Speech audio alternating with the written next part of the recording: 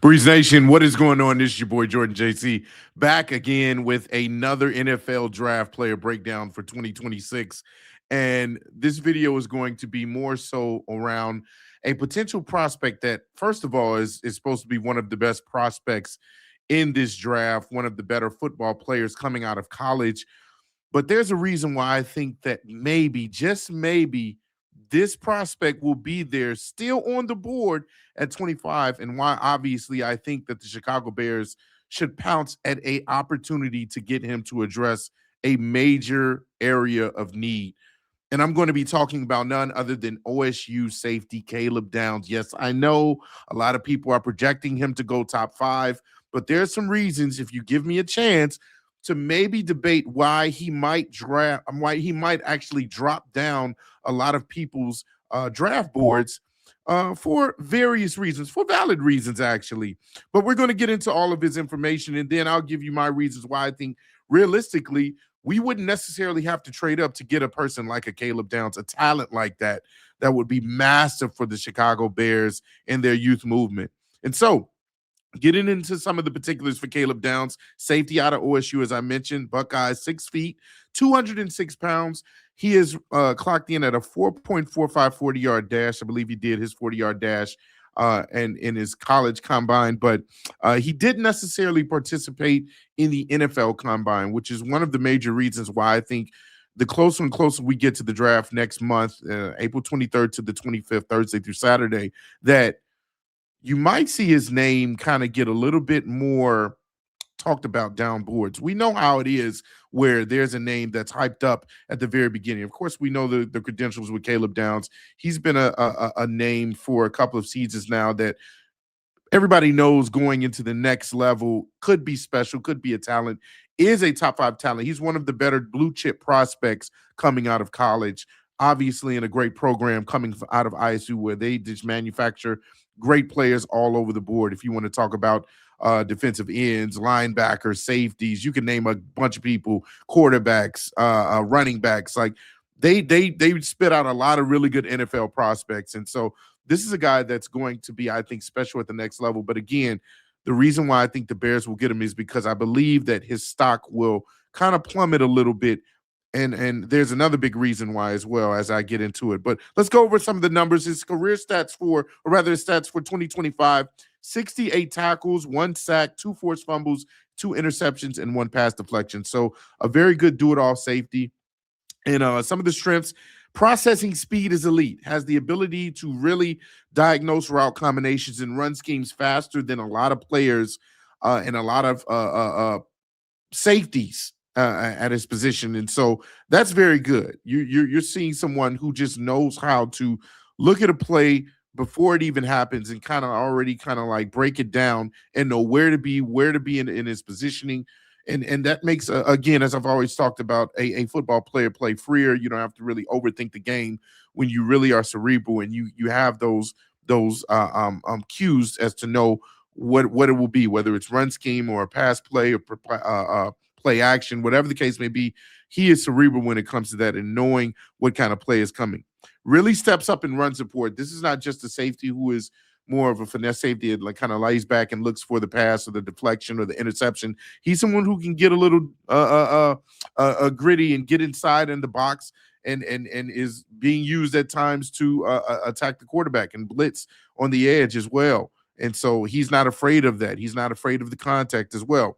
He can mirror breaks and stays very sticky through his transitions. This is someone who doesn't get fooled when it comes to double routes or moves the wide receiver. He is someone who is going to be glued to the receiver more times than not, even when it comes to them getting past maybe that first wave of DBs.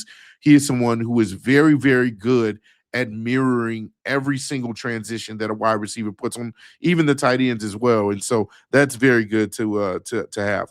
Is a tackle magnet once the run spills outside the tackle box. And I think a lot of that has to do with his aggressiveness and his downhill aggression and his approach to getting to the ball as soon as possible. That's something that he has in his bag as well. And then, of course, it says he has good instincts and bursts to close on cross and dig routes. And so, again, Another player who doesn't have to overthink the game, is very good at cutting off routes, which can lead to the pass deflections, which can lead to the forced fumbles, the punching out of the ball, the interceptions. Didn't really have too many as far as this past year. He had two interceptions, which is good, but can improve in that area. Now, his weaknesses. A lot of these weaknesses, again, as I mentioned before, I love because those are things that can turn into strengths for a player like Caleb Downs. Focuses too much on the receiver instead of locating the ball. Now, I don't know for me if that's really a weakness, but I mean, let's talk about it to a certain degree. When you're focusing on the receiver, again, that's a reason why you can tell that he's very good at mirroring the routes and really diagnosing whether it's a double move or it's a crosser or dig route. It's a matter of him being able to really kind of be focused and disciplined in on his assignment. Now, whether or not he wants to look up and locate the ball and kind of miss a little bit of where the wide receiver is going, I feel like that's a personal choice when it comes to playing safety. That's something that he either chooses to do. You're either going to be really honed in on the receiver, or you're going to look for where the quarterback is throwing the ball and try to jump in front of the pass and get interceptions. And so I feel like that's not necessarily the greatest or the most glaring weakness. I feel like that's a choice of a strength of his. And so that's something that obviously I believe he still has in his bag, is to be able to locate the ball, and maybe in the next level in the league, he'll be able to get a few more interceptions. But I feel like that's a personal choice again with the way he plays defense. Excuse me. The length may be an issue to defend jump balls downfield. Now, again, he's 6 feet. And so when you're going up against some of those taller receivers, 6'3", 6'4", who know how to high point the ball, those 50-50 balls, that's something that maybe he can kind of get a little bit taken advantage of in, is his height and the vertical leap, which again is unknown because he didn't go to the combine. And so maybe scouts are wondering whether or not that's something that he can particularly do very well, is challenge those high point passes, those red zone passes where maybe he's going up against a tight end, where you can clearly take advantage of the height disparity between him and his defender. And so that could be a weakness. As I just mentioned, has trouble matching up with wide tight ends in man coverage. And I think a lot of that has to do with just, again, the height and weight disparity.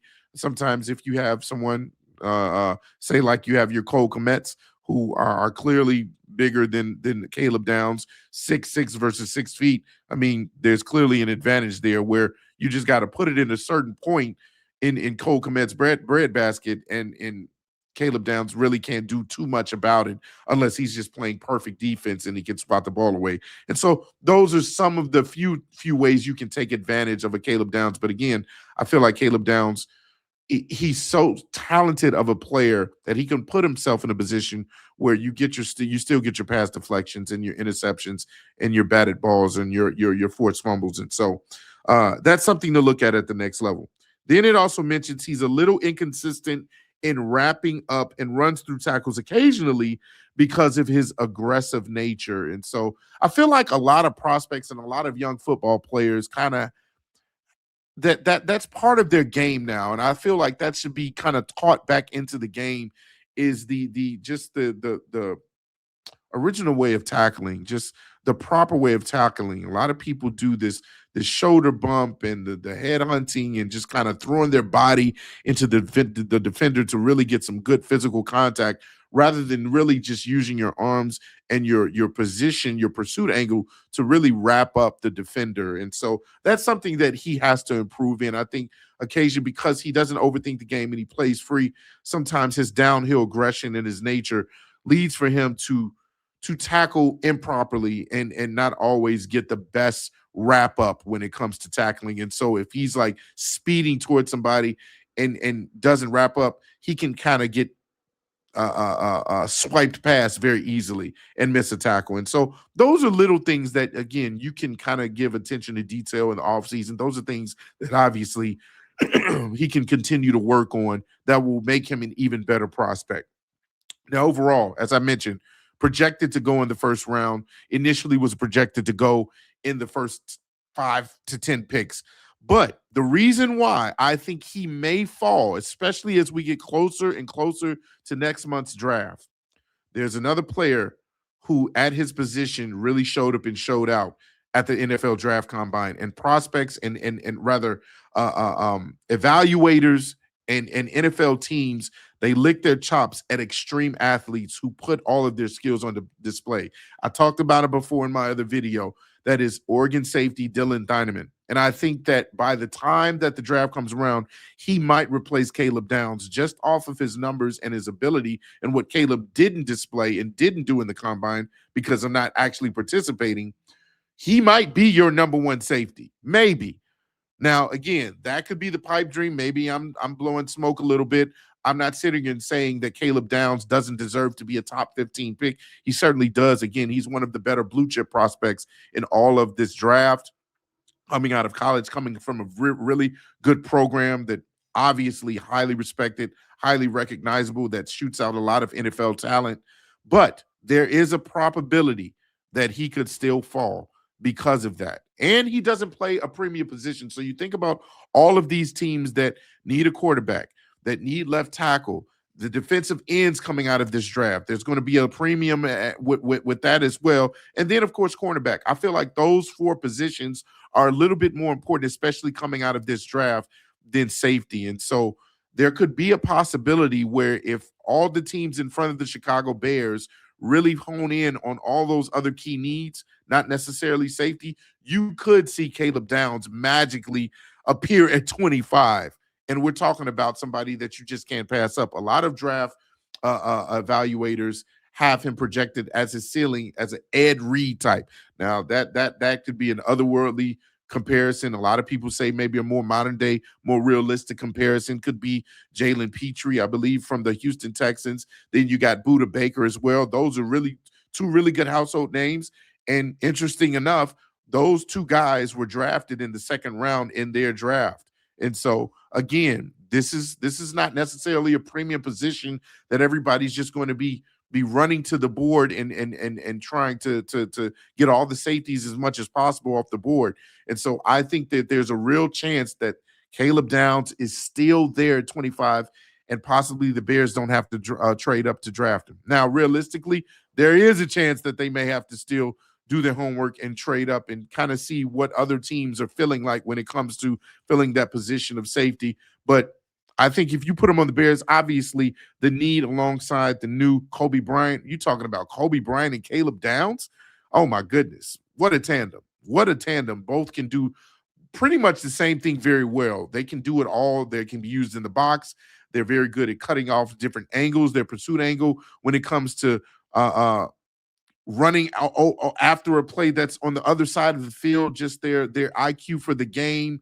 It would be exciting to see them kind of pair up together as the new safety tandem for the Chicago Bears. That would be appetizing, I'll be honest with you. But I want to get you guys' thoughts on it. Obviously, Caleb Downs is one of the better prospects in the draft overall. But do you think that there's a chance that he may fall? We've seen it all the time. We see it all the time for one reason or another. Off the field issues, some sort of story comes up where a prospect goes down draft boards. I'm not saying that there's anything off the field with Caleb Downs, but there could be some questions as to why he didn't come to the combine. Is there something that he's hiding? Is he not necessarily elite of an athlete? Then you have, like I said, Oregon Dylan Dynaman, who really just wowed a lot of teams with his numbers and his scores, his speed, his vertical, like all the different things, his hip wiggle when it comes to backtracking down the field. Like there's a lot of things that Dylan Dynaman checked off when it comes to being leaving a great impression on a lot of these NFL teams. And so could it be that Caleb Downs gets replaced as the number one best safety coming out of this draft, and the Bears could definitely use a guy like him? So again, let me know what you all think. Do you think that this is realistic? Do you think we still have to trade up to get a guy like this? Do you have any other safety prospect that you're looking at? I know there's a couple of guys, I believe one from Tulane that I'll be getting into, or Toledo, I should say, that might be a good second round prospect as well. I'll be putting out some more videos. I believe his name is McNeil Warren, something like that. But I'll be getting a little bit more deep diving into that this week. But as always, I'll be down there with you all in the comment section. Let me know what you all think about a Caleb Downs. And until the next draft player breakdown, I'm Mr. Meaty. Peace out, y'all.